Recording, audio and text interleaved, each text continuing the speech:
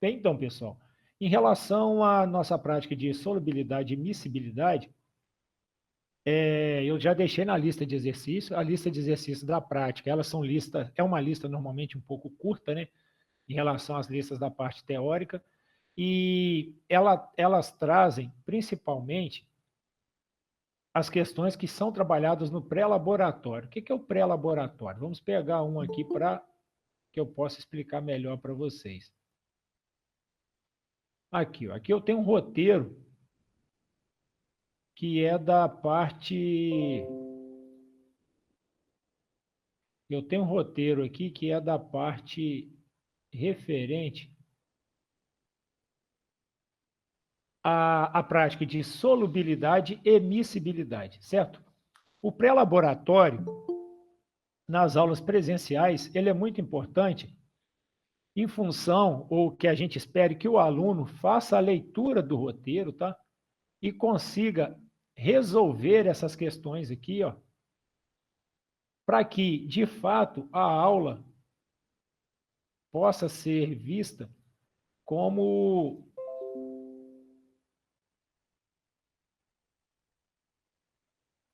a aula ela possa ser entendida como tendo sido uma aula que ofereceu, por exemplo, uma formação adequada para o aluno.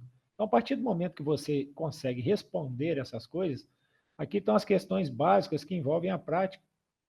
E aí, quando você consegue responder essas questões, significa que você teve um bom entendimento dessa aula, que esses conceitos conseguiram ser fundamentados, que a gente conseguiu realmente atingir o nosso ponto com a aula, certo?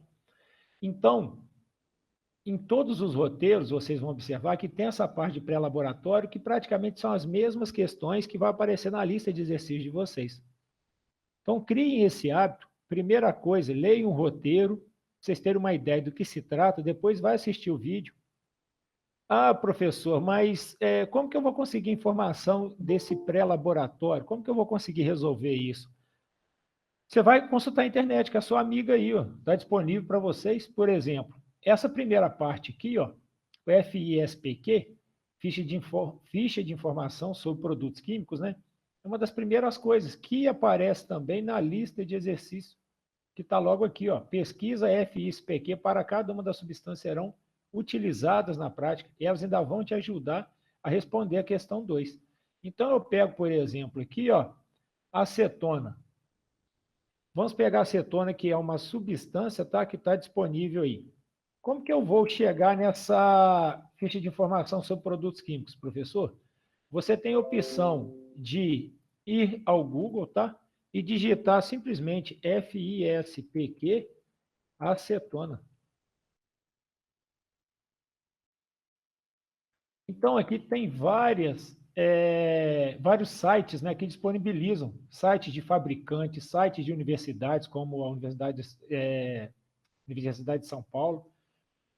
E você clicando aí, você vai aparecer para você aí um PDF onde você pode buscar essas informações.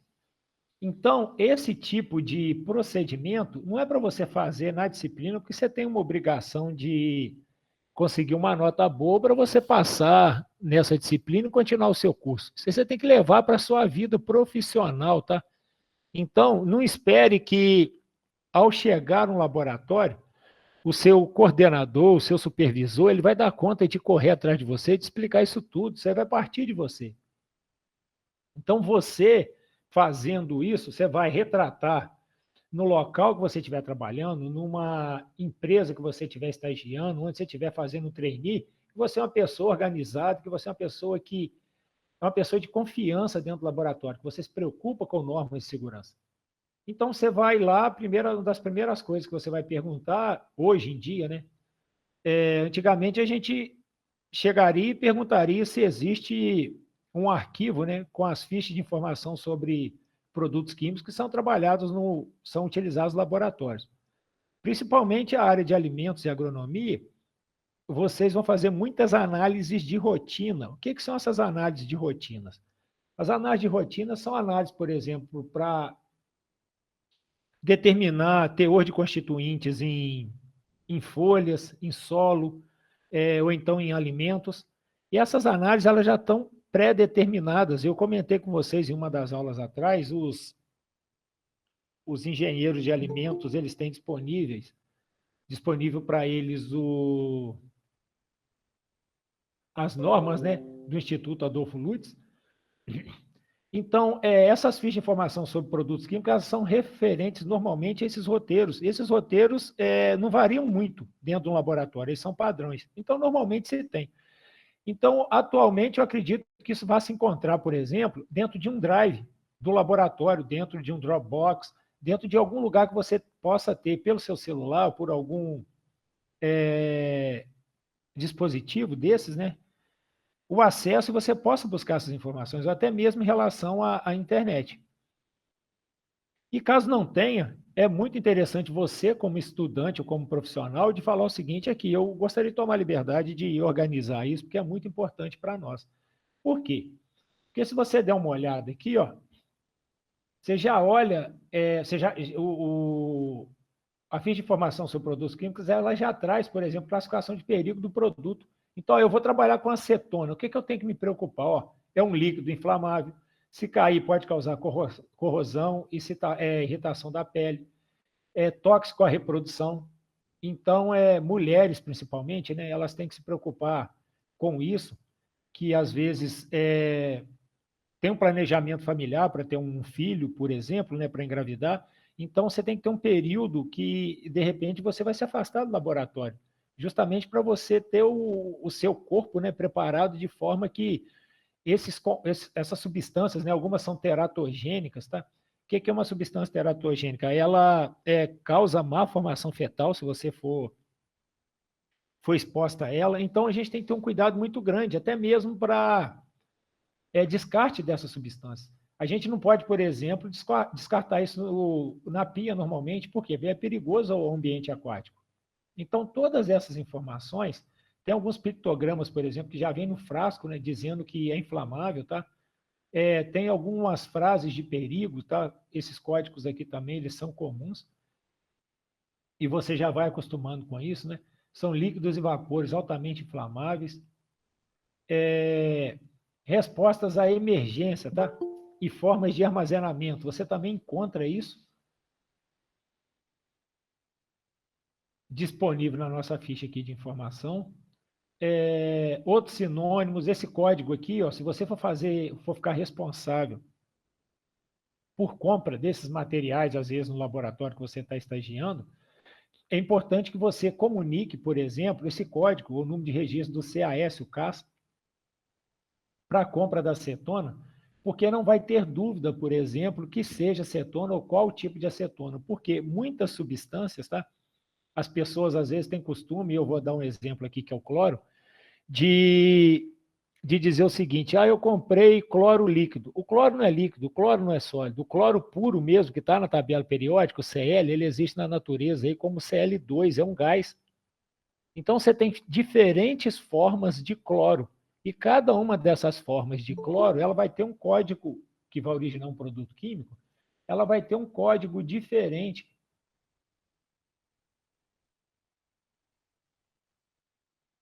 Ela tendo esse código aqui, você chega exatamente na substância que você quer. Eu quero comprar uma substância, seja um sanitizante, mas qual deles? A estação de tratamento de água, por exemplo, usa o Cl2O, que é o óxido de cloro. Ela pode utilizar o cloro gás também, ou em uma forma. Você, em laboratório, normalmente, para asepsia, usa água sanitária, que é o hipoclorídeo de sódio, o NaClO4, se eu não me engano. Então, esse código CAS aqui, ele é muito importante para que não exista ou não aconteça, por exemplo, um mau entendimento na hora de pedido e de compra, tá? Então, aqui tem algumas medidas de primeiros socorros também, tá? No caso de inalação, contato com a pele, tá? O que deve se fazer, contato com os olhos, ingestão, tá? Olha interessante aqui, ó, não induza o vômito, tá? Nunca forneça algo por via oral a uma pessoa inconsciente. Então, no final das contas, né, a gente sempre vai procurar um médico, vai encaminhar para um médico, para o setor responsável, que é quem tem maior competência para fazer isso. Mas evitar coisas que piorem ou que agravem o quadro, a gente pode fazer. E essas coisas que agravem o quadro, né? No caso da intoxicação, são os primeiros socorros que a gente pode ler a respeito dessas substâncias que a gente está trabalhando, tá? Medidas de combate ao incêndio. Existem diferentes tipos de extintores, né? Estava se trabalhando, me parece, para o desenvolvimento, acho que já tem disponível no mercado, um extintor que é universal, mas normalmente a gente tem que trabalhar com extintores, né, em laboratório, principalmente em caso de descarga elétrica, um extintor que não produza, por exemplo, uma solução ou uma mistura que seja condutora de eletricidade. Então, tem alguns tipos de extintores que são recomendados, né? E por isso que é importante a gente ler essa ficha ou ter essa ficha de informação sobre o produto químico em mãos para que a gente evite esse tipo de problemas. Medidas de controle para derramamento ou vazamento. Não sei se vocês já viram alguns termômetros que tem mercúrio no interior, que é um líquido prateado. Normalmente, esse mercúrio, quando um termômetro quebra, os átomos, né, eles têm uma tendência a se unir e formar uma bolha maior. Ou seja, você vai encostando uma bolha na outra, ela vai, uma gota, né, na outra desse metal, eles vão se juntando e formando uma gota maior. O pessoal tinha mania, eu já vi isso no laboratório, de ficar encostando o dedo naquilo ali. O mercúrio ele é altamente tóxico, tá? Ele é um metal, ele armazena no seu organismo, é difícil de ser eliminado. Então, é um tipo de produto que você não pode, no caso de derramamento, chegar e pegar aquilo de qualquer forma. Você não pode descartar aquilo de qualquer jeito. O mercúrio, para vocês terem ideia, o descarte adequado dele, ele e outros metais, eles têm que ir para uns aterros sanitários que recebem, por exemplo, de uma classe específica, né, em que eles ficam dentro de um frasco de baquelite, que é impermeável, eles são enterrados em uma posição específica, isso é identificado para que se alguém, futuramente, alguma empresa, tenha interesse em aproveitar esse tipo de resíduo, ela possa ir lá pegar aquilo, porque isso também nem no ambiente ele pode ser descartado. Então, é interessante você consultar a ficha de informação sobre produtos químicos, justamente para ver qual é a medida correta para fazer isso, para evitar ou para preservar a sua segurança e das pessoas que trabalham no laboratório. Bem, muitas das coisas que eu falei com vocês aí, inclusive a segurança, né, elas estão ligadas, né, ao manuseio e ao armazenamento. Onde que eu posso armazenar a acetona, por exemplo? Ó, aqui a sugestão é que seja uma área ventilada ou com exaustão local. Eu chamo a atenção disso, pessoal, porque às vezes as meninas, principalmente, aí, que usam muito acetona para limpeza de unhas, né? Ou usam o peróxido de hidrogênio, que é água oxigenada, o que é comercializado na farmácia, elas são substâncias mais diluídas. Quando a gente trabalha em laboratório, a concentração nesses frascos que chegam para o laboratório, elas são muitas vezes superiores em termos de concentração. E elas podem causar estragos muito maiores, irritações na pele, do que simplesmente essa que a gente está acostumado a utilizar no dia a dia. Então, tenha sempre cuidado, tá? Para o armazenamento, o manuseio, a questão da incompatibilidade. Qual reagente pode ficar próximo de quem? Às vezes você vai fazer uma classificação, uma organização do almoxarifado utilizando ordem alfabética, aí você vai e coloca um ácido perto da amônia. Coloca, por exemplo, ácido perclórico perto de amônia, porque os dois começam com A. Mas existe a possibilidade ali, se não tiver uma ventilação adequada, de que ocorra uma reação entre os vapores dessa substância e pode causar algum tipo de problema, certo? Então, até isso a gente tem que ter cuidado, porque às vezes acontece um acidente e no nosso laboratório de química da UFSA isso já aconteceu, o armazenamento de produtos químicos,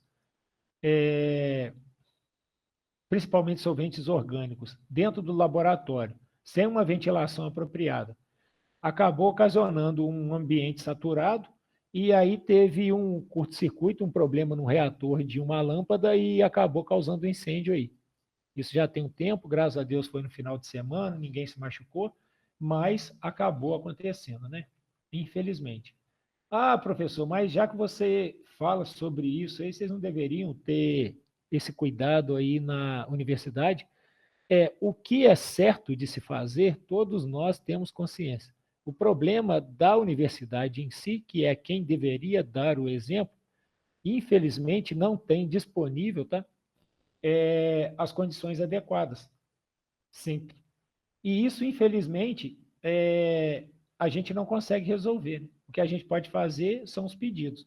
Então, recentemente, que foi conseguido aprovar a construção do almoxarifado, dentro das normas apropriadas, mas até agora ainda não veio recurso, considerando que isso vem do governo, que tem vários problemas normalmente associados a isso, né? Até o recurso chegar realmente na universidade, isso não pôde ser feito. Para vocês terem ideia, esses solventes orgânicos inflamáveis, eles normalmente são colocados em armários apropriados à prova de fogo, tá? Eles têm uma coloração vermelha e se tiver alguma explosão ou alguma coisa nesse armário, ele consegue segurar, amenizar, vamos dizer assim, né, os efeitos tanto da dispersão, por exemplo, de cacos de vidro, coisas desse tipo, né, que é comum numa explosão, né, quanto os vapores, né, em si.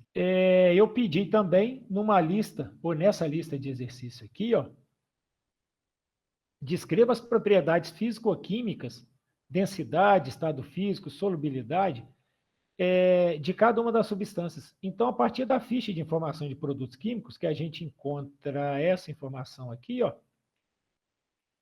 eu tenho, por exemplo, informações sobre ponto de fusão, ou seja, vamos lembrar lá da nossa aula de química básica. Ponto de fusão da acetona é menos 94,7 graus. E o ebulição é 56,29. Então, quer dizer que entre 94 negativo e 56,29 positivo, ela vai estar o quê? Como um líquido, né? É o que a gente encontra a 25 graus, que está nesse meio aqui, ó. Tá ok? Aqui tem a densidade relativa dela também, quero informação. A temperatura, tá? Porque a densidade vai variar com a temperatura. Aqui tem também a solubilidade dela, considerando a água, onde a gente encontra aqui que ela é completamente o quê? Miscível, tá? Em água.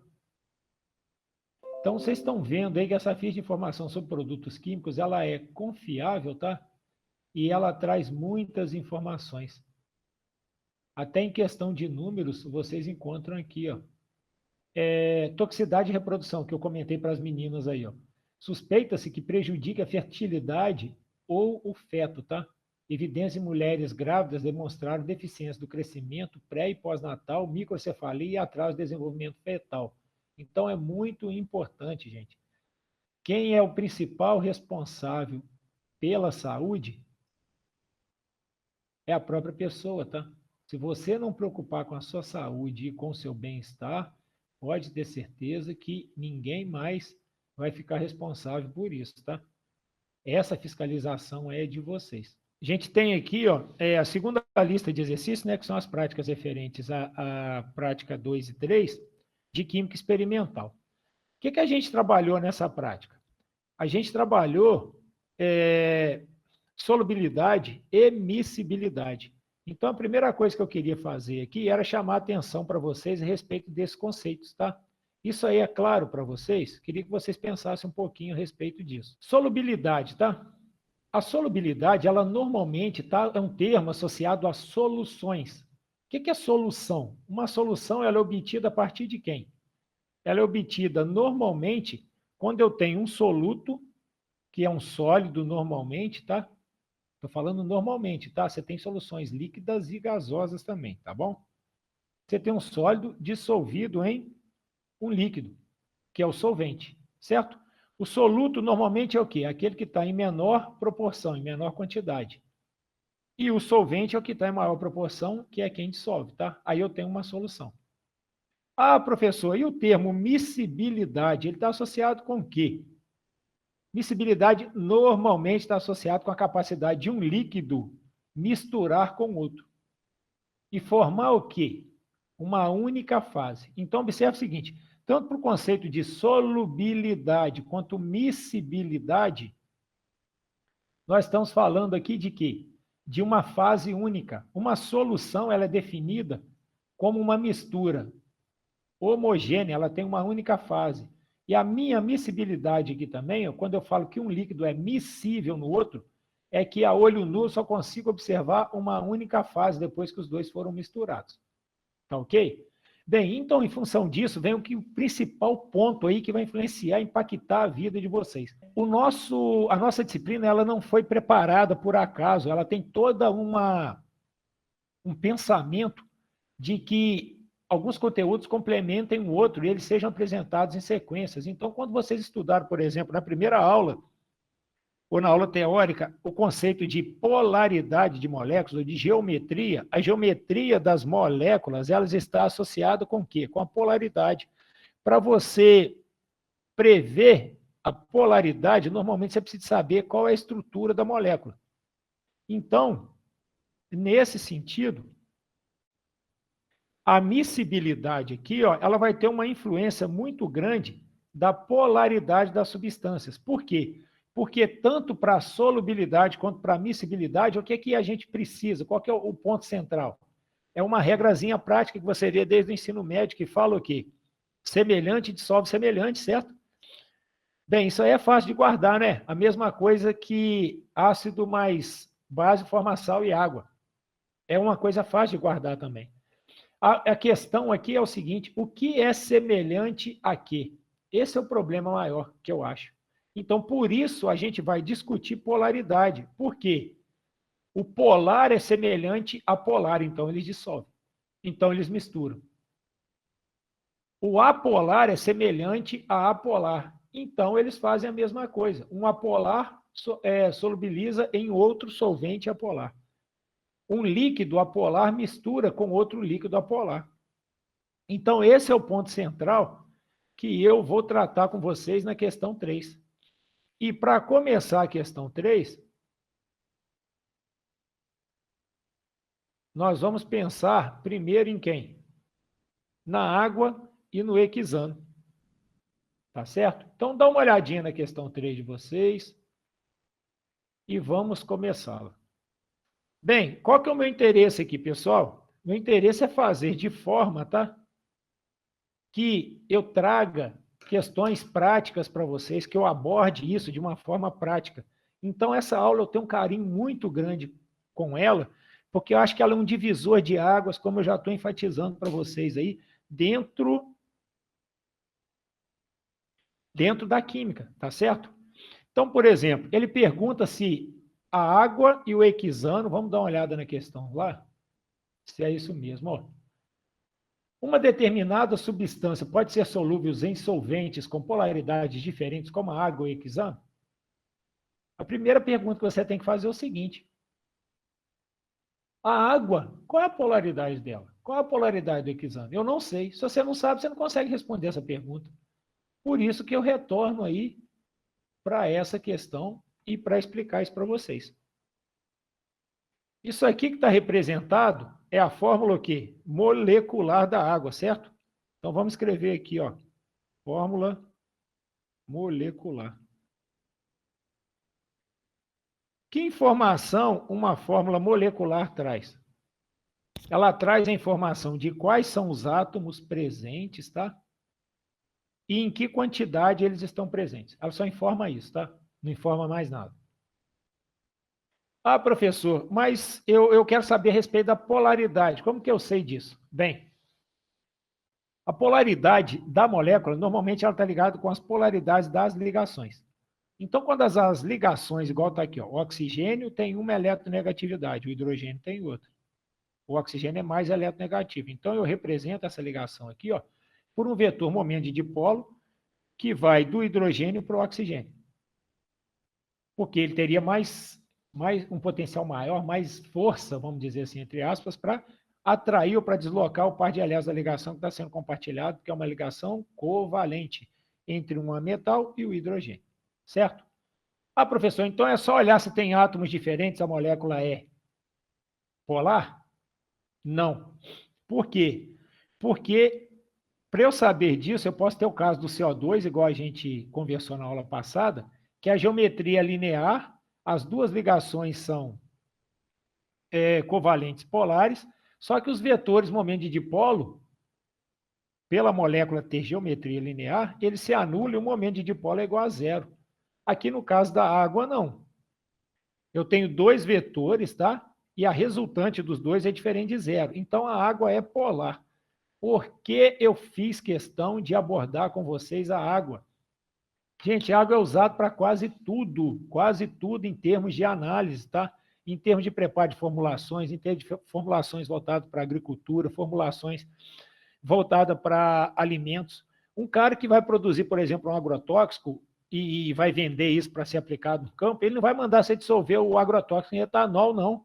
O etanol é fitotóxico, ele vai causar problema nas suas plantas. Imagina você encher um pulverizador de álcool para jogar produto no campo. Isso tem que ser a base de água. Então, tudo volta para a água. Ou seja, o que está escrito aqui, ó, eu não quero, meu coração vai doer se eu ouvir alguém falar que a água é apolar. Pelo amor de Deus, gente, a água é polar. Isso aí tem que ficar gravado aí na cabeça de vocês. A água é a base de tudo, a água é referência, tá bom? Então, espero que não tenha mais dúvida em relação a isso. Agora, vamos pular para o outro lado aqui, ó, que é o hexano. Então, dá uma olhada na estrutura do hexano aqui, ó. O hexano tem um prefixo HEX, isso significa o quê? Significa que ele tem 6 carbonos. Quem não estudou orgânica ainda ou estiver fazendo esse semestre já vai ver isso aí como uma das primeiras unidades lá da disciplina de orgânica. O AN que está aqui, ó, quer dizer que ele só tem ligação simples entre quem? Entre o carbono e o hidrogênio. Por quê? Porque ele é um hidrocarboneto. Então, eu tenho a fórmula molecular aqui que indica que ele tem 6 átomos de carbono e 14 de hidrogênio. E a fórmula estrutural dele é a que está representada aqui, ó. Ele tem essa estrutura aqui, ó.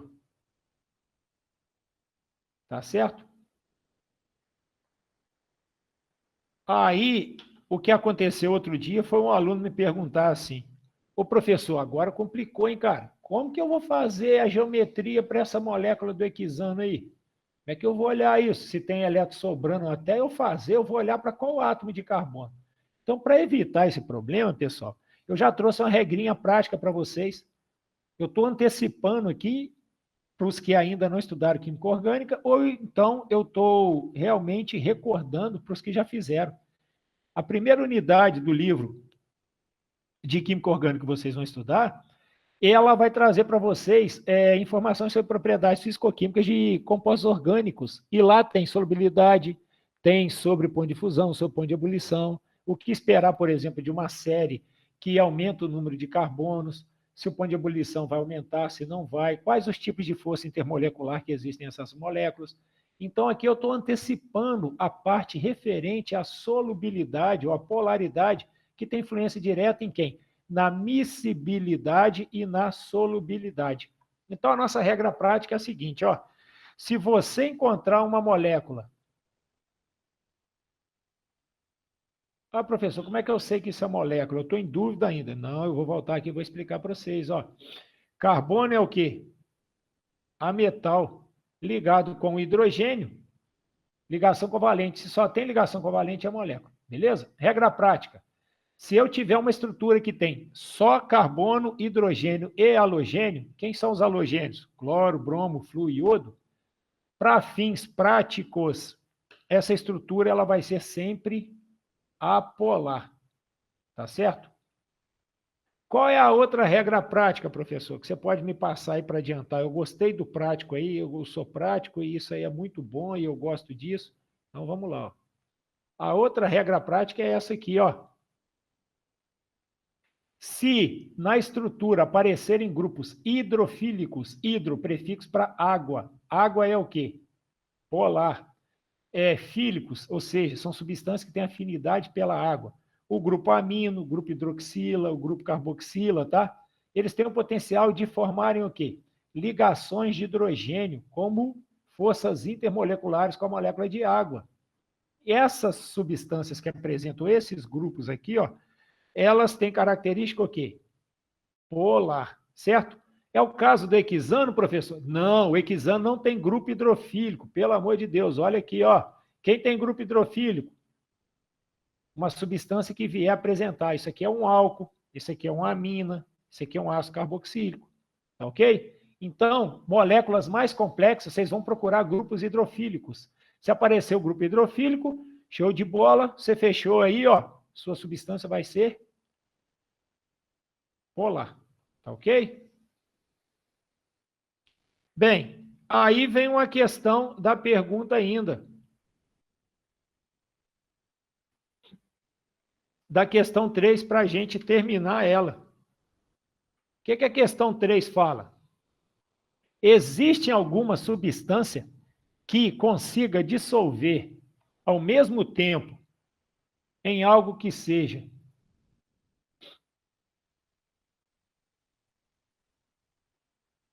polar e que seja apolar, como a água ou o hexano? E aí eu estou trazendo o desfecho dessa situação para vocês. Olha o álcool etílico, que também foi usado na prática. O álcool etílico tem uma parte aqui, ó, que só tem carbono e hidrogênio, não tem?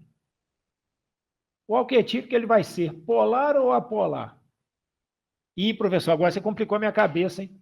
Não, não compliquei. Eu queria era desvincular vocês de alguns conceitos do ensino médio. A gente tem que questionar as coisas. Não existe uma substância que seja só polar ou apolar. A gente tem que aprender a observar a estrutura das substâncias e identificar partes dela. Então, existem substâncias que têm polaridades intermediárias.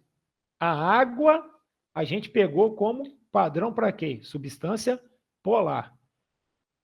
O hexano como substância apolar. Mas entre a água e o hexano existem inúmeras substâncias com polaridades intermediárias. E eu estou trazendo o caso do álcool aqui. O álcool ele tem carbono e hidrogênio, como eu disse para vocês para fins práticos, é uma parte o quê? Apolar. Só que ele também tem um grupo hidrofílico, certo? Ou seja, ele tem uma parte polar também, que interage com a água. Interage como? Com uma força intermolecular chamada de ligação de hidrogênio. Ah, então, e a parte apolar? A parte apolar interage com o hexano, certo? Que no caso aqui, ó, é apolar através de força de Van der Waals ou de polo induzido. Então, aqui tem um exemplo para vocês, tá? Ah, professor, e aqui nesses casos, como que eu vejo? No final das contas, ele está mais para polar ou ele está mais para apolar? Então, também tem uma regra prática para isso. Diz o seguinte, ó, se você tiver um grupo hidrofílico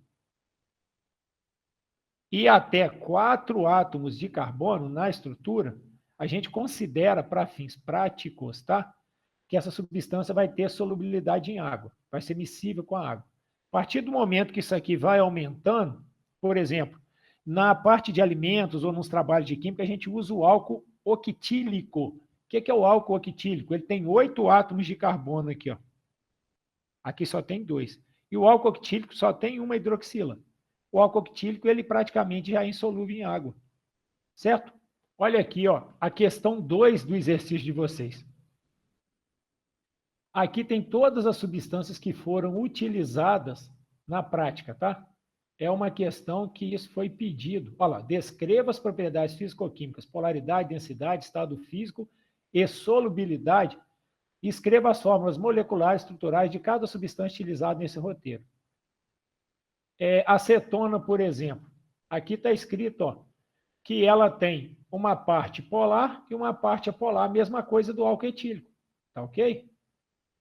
Então, por exemplo, vamos dar uma olhada aqui no pentano. O pentano, ó, só está escrito aqui o quê? Ó, apolar. Vamos olhar o pentano?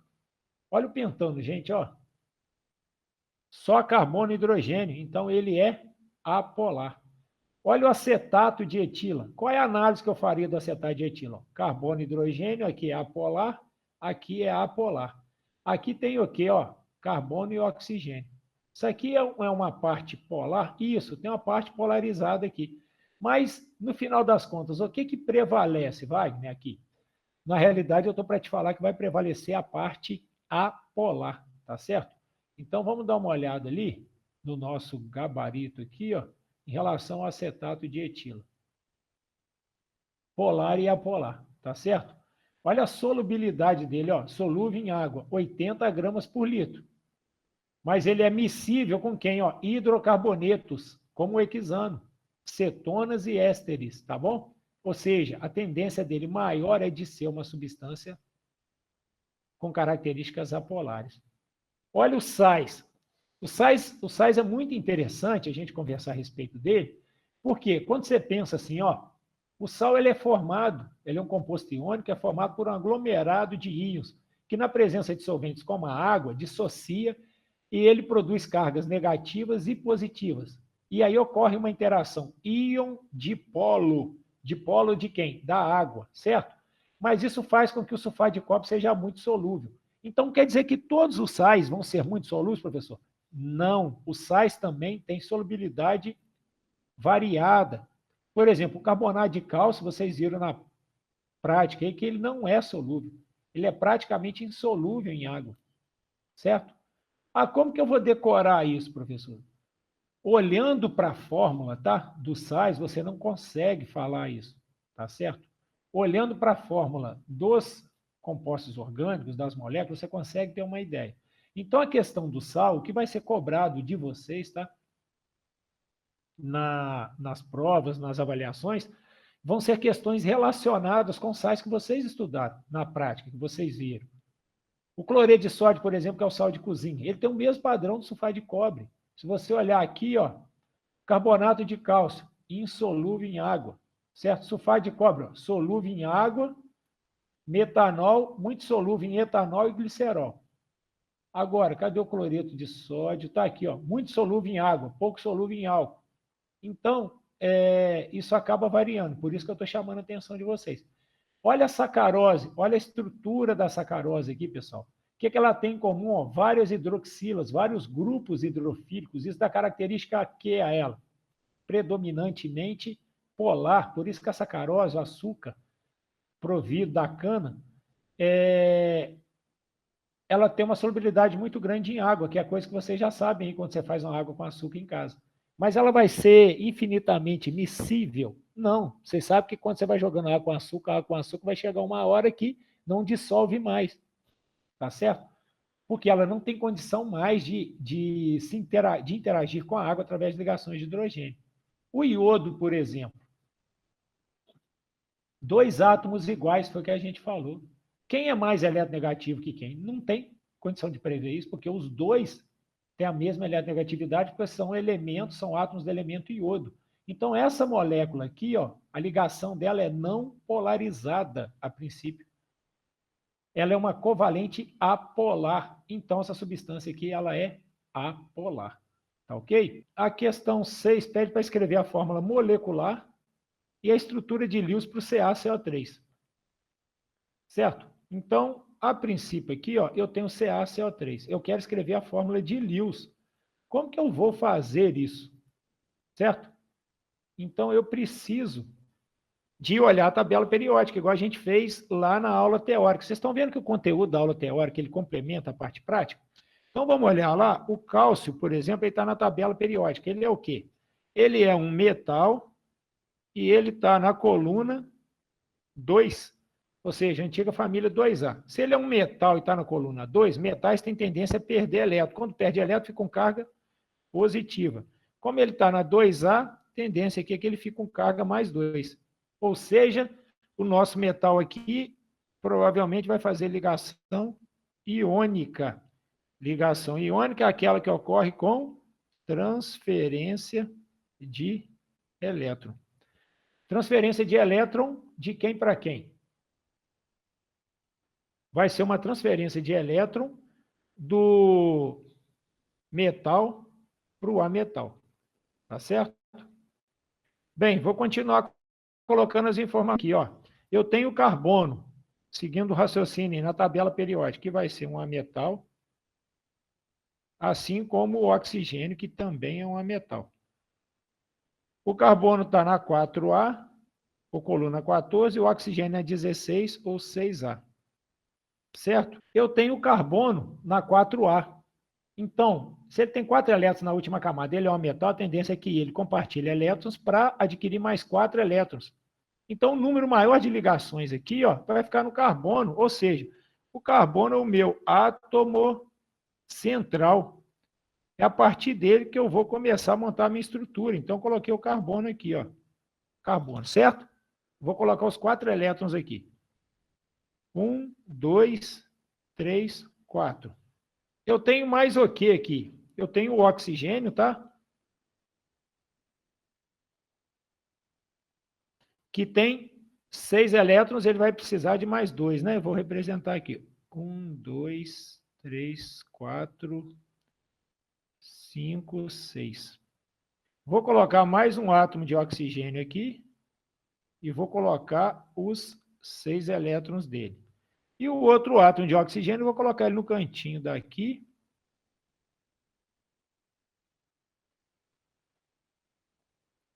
Mais 6 elétrons. Então, agora vamos começar. Se a ligação é entre ametais, eu vou ter que fazer o que aqui? Compartilhar, né? Então, esse carbono agora está com 5, 6 elétrons. O oxigênio já tem 2, 4, 6, 8 elétrons. Beleza, fechou. Carbono está com 6, mais um aqui, 7, mais um outro elétron compartilhado, 8. Então, já tem as ligações do carbono compartilhado. E o cálcio e o oxigênio, professor, o que, que vai acontecer? O cálcio eu vou entrar com ele aqui, ó. O cálcio eu tenho 2 elétrons aqui de valência. Por quê? De novo, ele está na 2A. Tendência é que ele doe esse par de elétrons. Lembrando aí que nós vamos fazer a transferência de um elétron, ela é uma setinha, tá? Com meia seta na realidade, né? Não uma seta. Então aqui, ó, um elétron do cálcio vai para o oxigênio tinha 2, 4, 6, 7, com mais um, 8. E aqui a mesma coisa, certo? Tem um detalhezinho nessa estrutura aqui, pessoal, que é o seguinte, existe a possibilidade de deslocalização desse par eletrônico aqui entre os átomos de carbono e oxigênio, um fenômeno chamado ressonância, tá? Nós não vamos entrar nesse detalhe aqui agora na disciplina, vocês vão estudar isso em química orgânica. Mas, em resumo da conversa, é o seguinte, como existe esse movimento de elétrons, eu não sei exatamente onde que esse elétron do cálcio vai ficar, se vai ser nesse átomo de oxigênio, se vai ser nesse, se vai ser nesse, ele está deslocalizado. Então, a melhor maneira de representar essa fórmula é fazer a seguinte representação aqui, ó.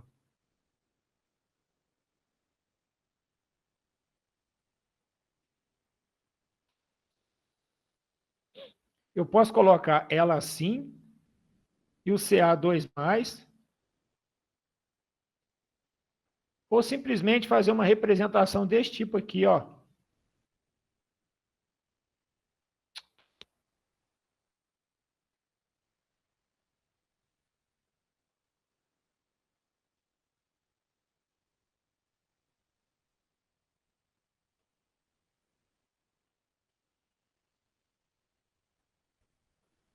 Indicando que esse par de elétrons aqui está deslocalizado na estrutura, tá ok? Bem, essa aí é a primeira parte. Então, a gente já tem uma ideia de como que o carbonato de cálcio está organizado. Aí, o primeiro questionamento foi o seguinte. Ele foi misturado com água na prática, não foi? Foi. O que, que aconteceu? Ele praticamente não solubilizou. É isso que aconteceu, certo? Então, quando você coloca o cálcio, ou carbonato de cálcio, você espera que, na presença de água, ocorra a separação que eu comentei com vocês aqui, ó. Aqui com carga mais 2, aqui menos 2. Mais CO3, 2 menos aquoso. A gente espera que a reação aconteça nesse sentido. Esse sentido aqui, ó, é da solubilização ou dissolução, né? Vamos colocar aqui, dissolução do CaCO3 em água. Se a gente pensar que vai ser estabelecido um equilíbrio, a gente vai estudar isso no final dessa disciplina ainda, esse equilíbrio está mais voltado para a esquerda. Ou seja, se para a direita é a dissolução, é para não solubilização em água. Por que que isso acontece, professor? Isso é uma característica desse sal. Ele é pouco solúvel em água. Aí o exercício vai e fala com você o seguinte: e se eu misturar com ele o HCl? Ou seja, imagine uma situação aqui, ó, que você tem dentro de um tubo de ensaio, água, você tem um corpo de fundo aqui, que é o CaCO3, você tem um pouquinho de cálcio dissolvido e um pouquinho de CO3 2- dissolvido. Aí eu venho aqui, ó, e começo a gotejar HCl. O que que acontece aqui nesse ponto agora? É isso que eu quero explicar para vocês aí, que fique bem claro. Quando eu jogo o ácido clorídrico, o ácido clorídrico é um ácido forte. O que significa ele ser um ácido forte? Significa que o alfa dele é aproximadamente 100%. Ele ioniza praticamente de forma completa. Então, quando o ácido cai no meio, eu adiciono aqui H+ e Cl- aqui dentro. Certo? O que vai acontecer? O H+ vai pegar o CO3, tá? Que está no meio, duas de H+ que eu preciso, para formar o H2CO3. Professor, e aí, o que muda isso? Muda tudo. Tem uma lei de equilíbrio, tá? Equilíbrio químico, que é o princípio de Le Chatelier. Se você reduzir a concentração de alguma coisa, de uma substância que está no sistema em equilíbrio, o equilíbrio responde de forma a repor essa quantidade que foi retirada. Então, a partir do momento que eu jogo o H+ no meio, ele reage com o CO3 2- e diminui a concentração do CO3 2-. Qual vai ser a resposta do sistema? Vai ser aumentar ou deslocar o equilíbrio para a direita. Para a direita é o que eu falei com vocês? É a dissolução do CO3. Então, se aumenta a solubilidade. Por quê? Porque esse H2CO3 que é formado, ele é instável. Ele se decompõe em H2O mais CO2, que é um gás, e é liberado para o meio. Então, em outras palavras, adicionar H+ no meio significa retirar CO3 2-. Ele vai formar o CO2, e isso aqui ó, funciona como se fosse um dreno. Sempre que eu jogar o H+, eu vou estar formando o ácido carbônico, reduzindo o CO3 e forçando o equilíbrio deslocar no sentido de quem? Da dissociação ou da dissolução, desculpa, né, do CaCO3. Por isso que ocorre, tá? Esse processo aí, isso que o HCl faz em termos de equação química. Então, em termos de equação química, como que isso ficaria? Esse processo aqui, ó, para a gente ter uma resposta. A gente tem o CaCO3 sólido mais 2HCl, formando quem? H2CO3 mais CaCl2. Certo? Lembrando que esse sal aqui, ele é muito solúvel, tá? E esse aqui, ó, ele vai se decompor em água mais CO2 gasoso, que vai sair da solução. Se vocês lembrarem do ensino médio, isso aqui é uma reação de dupla troca. Por que dupla troca? O cálcio está trocando de lugar com Cl, desculpa, com Cl, com hidrogênio, e eu estou formando duas novas substâncias. Tá ok? Em função disso, tá? Eu formo um sal que é muito solúvel e eu formo um composto que se decompõe. Então, reações desse tipo, elas são favoráveis de acontecer. Tá certo? Lembrando que a proporção aqui é de 1 mol para 2. Por que eu estou falando isso, gente? Eu estou gastando esse tempo com vocês, porque tem isso aí na lista, no questionário avaliativo de vocês, tá? Outra pergunta. Vocês acham que só o ácido clorídrico conseguiria executar essa função? Não. Outro ácido forte poderia fazer isso também. Tá ok? Então, aqui também a gente encerra mais uma questão. E sabe o que é o mais importante disso, pessoal? É o seguinte, você imagina, acho que essa época do ano agora, se você passar próximo de algumas lavouras aí, ou área de plantação, você vai ver o terreno esbranquiçado. É um momento que o pessoal está jogando calcário nas lavouras, né? Para que joga o calcário na lavoura? O calcário ele pode ser calcítico, que é o que contém um carbonato de cálcio, ou dolomítico, que contém um carbonato de magnésio. Mas o cálcio e o magnésio eles podem contribuir como nutriente para as plantas ou para o solo, porque o interesse do pessoal mesmo é quem?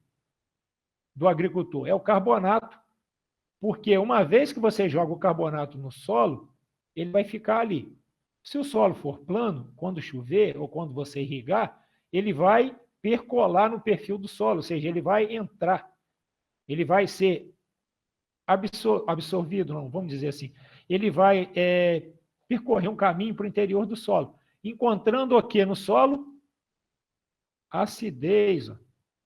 Quando ele encontra essa acidez no solo, ele começa a reagir formando ácido carbônico que decompõe em água, CO2 que vai evaporar com facilidade. Por quê? Você vai ter o aquecimento, tá certo?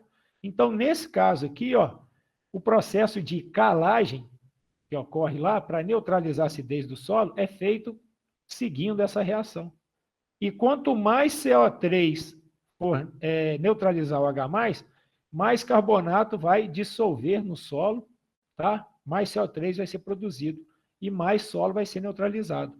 E aí favorece o quê?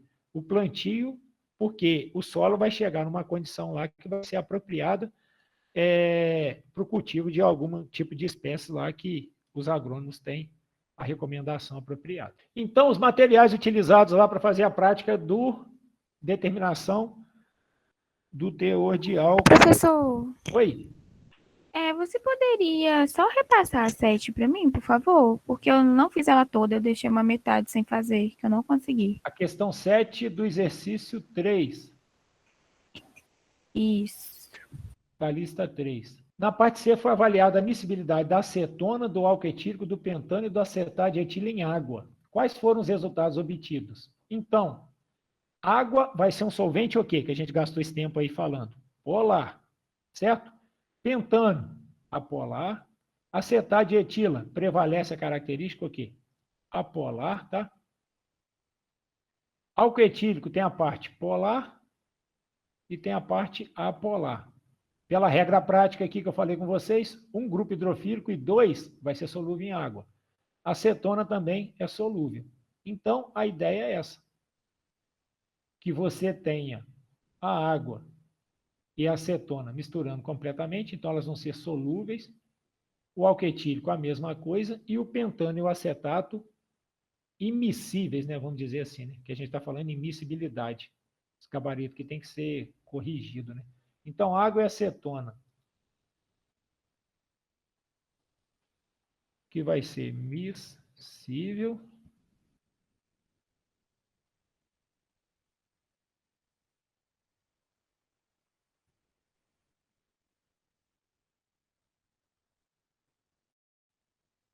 o termo solubilidade foi o que eu falei com vocês, tá?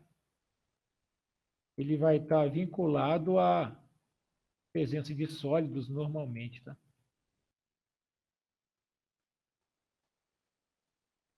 Pessoal, tem uma confusão aí que existe e ela é normal, tá? Porque isso é difícil para para mim também.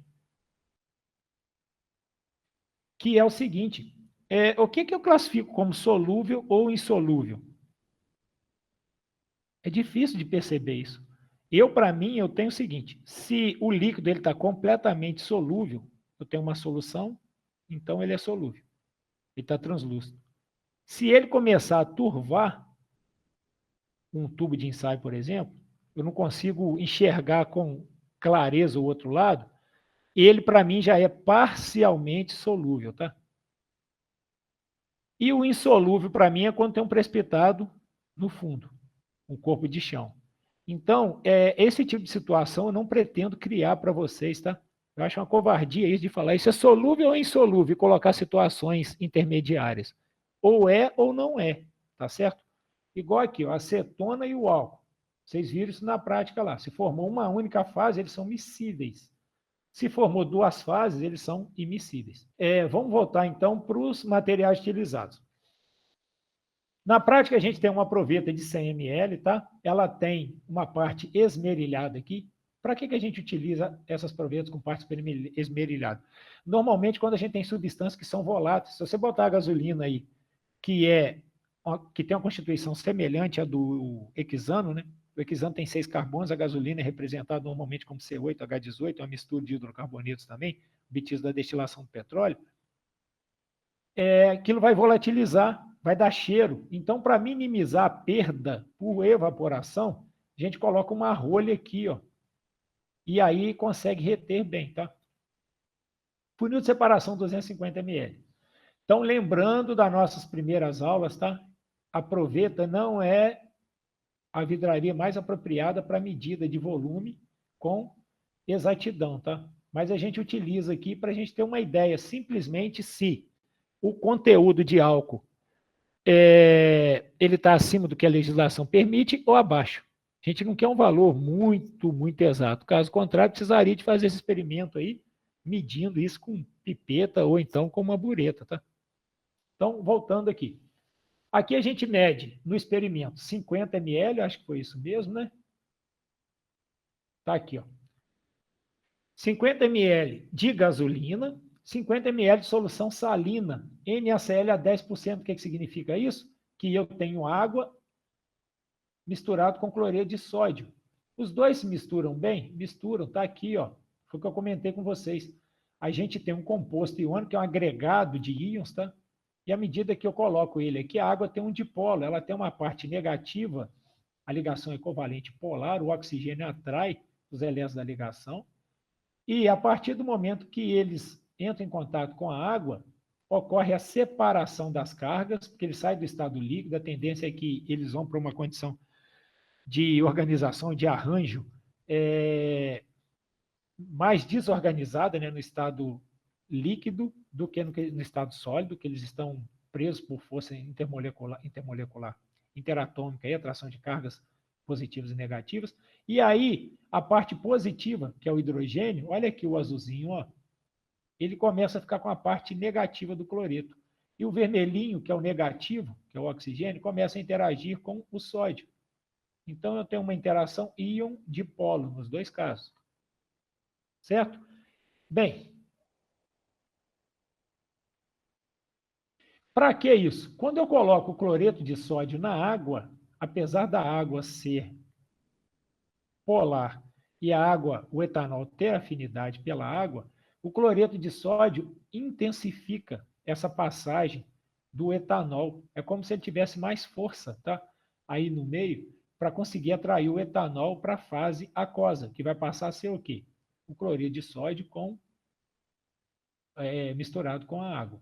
Então, misture 50 ml de um e 50 ml do outro. Ok? Bem, colocado isso em um funil de separação fechado, também tampa esmerilhada. Isso aqui são feitas inversões no intuito de quê?